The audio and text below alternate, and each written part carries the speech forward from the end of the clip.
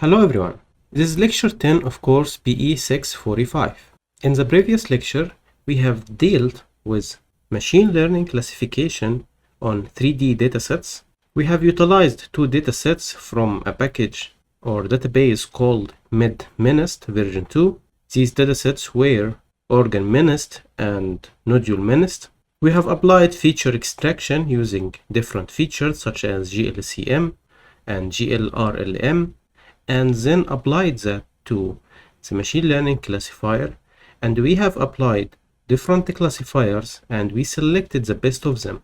However, the performance of the two datasets wasn't very high, and hence in this lecture we are going to utilize some techniques to optimize the performance and increase it. One of these techniques is called feature selection. Feature selection is a critical process that involves identifying and selecting the most relevant features from a dataset. So instead of dealing with the whole features, imagine that you have 100 features, you are only selecting part of these features to be used with the classifier. This process will help improve the performance of a machine learning classifier by simply reducing something called overfitting. And overfitting means that there is a gap between training performance and testing performance with a significant gap. So if we got 90% of accuracy in the training and 70% in accuracy in the testing, this means that there is a gap, a big gap between them, and because the training is higher than the testing, this is called overfitting. And if the testing is higher than the training, this is called underfitting. So to determine that your system fit or overfit or underfit, you simply get the performance of the training set and the testing set and compare between them.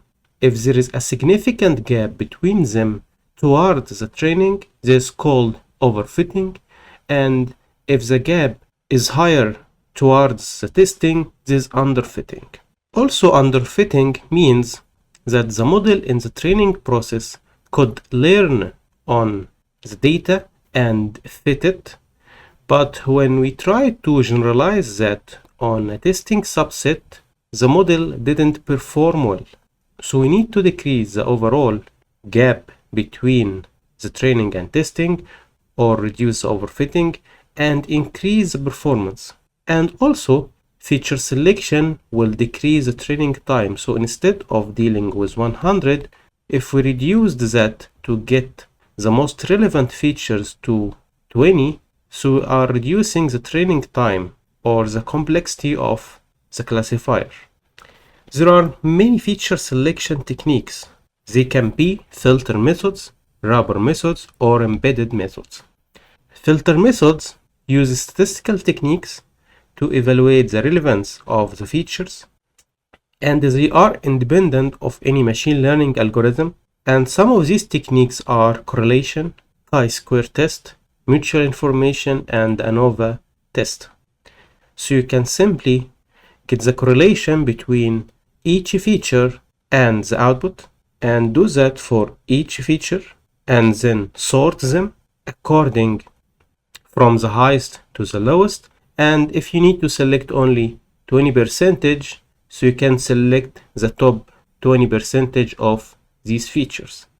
You can do the same for other techniques such as chi-square and mutual information. Rubber methods. These methods evaluate the usefulness of features by training a model on different subsets of features, and the common techniques are forward selection, backward elimination, and recursive feature elimination. So you have a model, and if you are using forward selection, you are trying a subset and produce the output. You are trying another subset, you produce the output, and the same. And based on the performance, you are determining the best subset of them. And the third technique is embedded methods. And here you perform feature selection during the model training process, using, for example, lasso technique or decision tree based methods.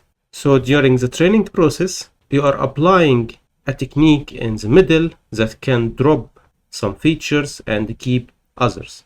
This is based on the relevance of the features. And if you combine multiple approaches together or including an external algorithm such as optimization using meta-heuristic algorithms, you can include that under the category of hybrid methods. So hybrid methods means you are combining two methods or more, or you are mixing between the definition of filtration and wrapping. So in this lecture, we will deal with the filter methods. In scikit-learn package, they provide three techniques in the filtration methods. The first is chi-square test, and it measures the independence between categorical variables. The second is mutual information, and it measures the amount of information obtained about one variable through another variable. And the third is ANOVA, or called F-value. It measures the ratio of the variance between the groups to the variance within these groups. And we don't have to implement that from scratch. We can use a scikit-learn package as mentioned and set the target statistical method, and it will internally pick each feature and the output and determine the statistical measure based on what we are selecting here. And after calculating all of that to all of the features, it will group them or sort them and pick the top number of features. For example, if you need only 20 or 30 of these features, it will pick them for us. So how to code that? We have used the same code that we illustrated in the previous lecture, but we added a function called feature selection kpaste, and we used it during the calling of the functions here. So let's start from here.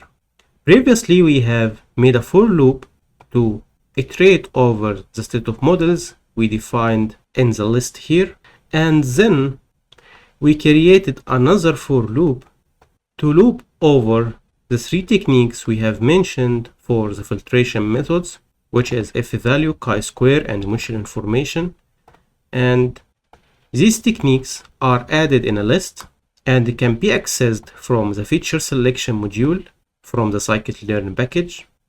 And then the feature selection will require to determine how many features that we need to be extracted from the whole features. So we have defined here percentages from 5 to 100 with a step of 5, and we made a third inner for loop here to loop over this range. So for example, it will start with the first model and the first technique and 5 features, then 10 features until it reaches 100% of the features. Then it goes through the second technique, which is chi-square, and so on until it reaches all of the classifier and feature selection techniques. And based on these three values for the three loops, we pass them to the feature selection kpaste, which we created here. It accepts the training and testing. Training, we get X and Y, which is the input and output, and the percentage with a default value of 50, and the feature selection technique with a default value of F-value. And then we use the method called select kpaste, which can be accessed also from the feature selection. And this method accepts the technique and number of features to extract.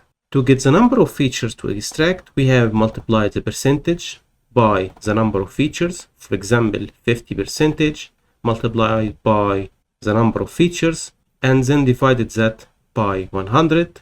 So 50 by 100, for example, it will be half of the features, and then converted it to integer and passed it here. Now we have created an object of the feature selection using this technique or any technique that we need, and then applied the fit transform using xtrain, ytrain, and it will get a new xtrain with the limited number of features that we need. Then we applied the same for xtest. now we have new xtrain and the new xtest, and then we returned them.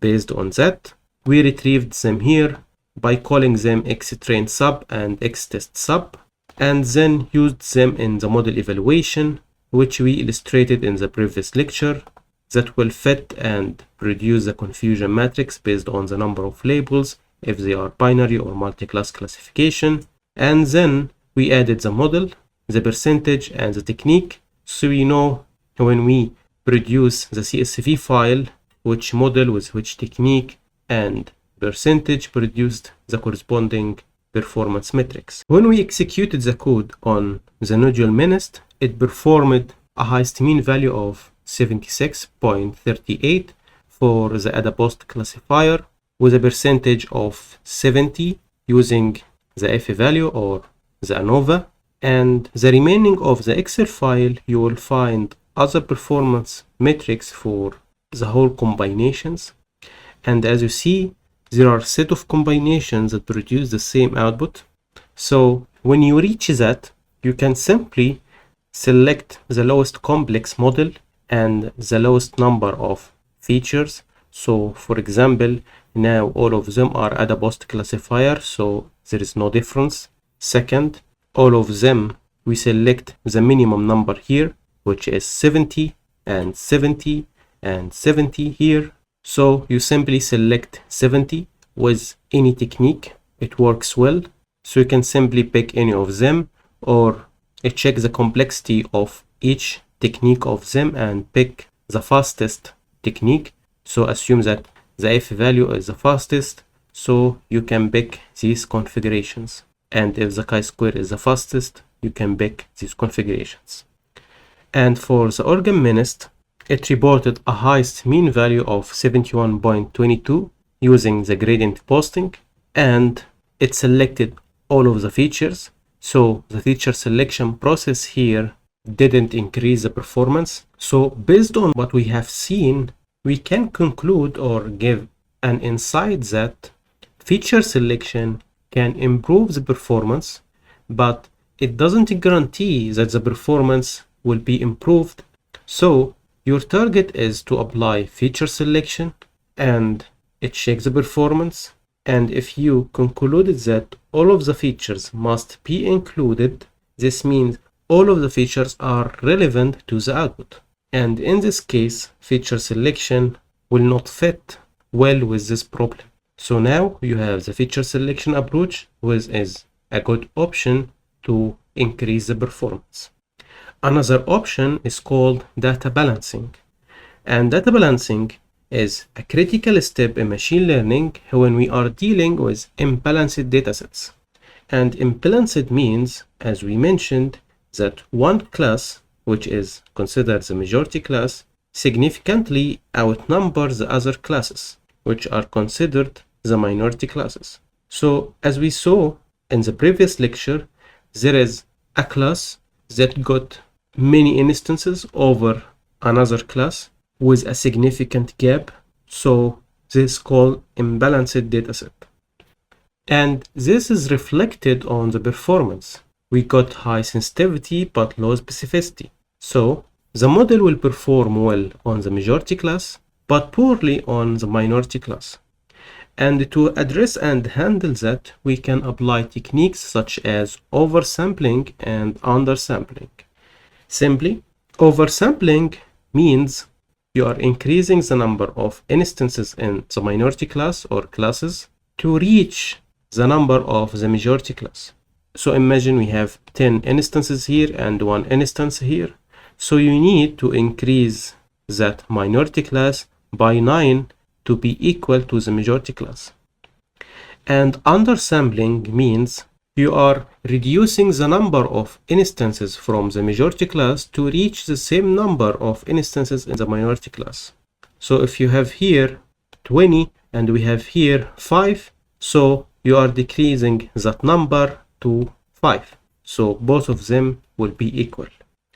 There are many oversampling techniques such as random oversampling, and this method randomly duplicates the instances from the minority class until the classes are balanced. And There is an issue that can be raised here, that it can lead to overfitting because we are dealing with the same instances. Second, synthetic minority oversampling technique, or in short SMOOT.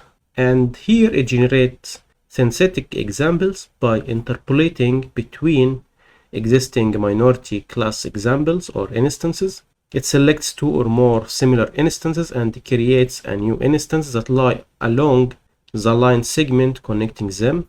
And here we can help to generalize the minority class without simply duplicating the instances.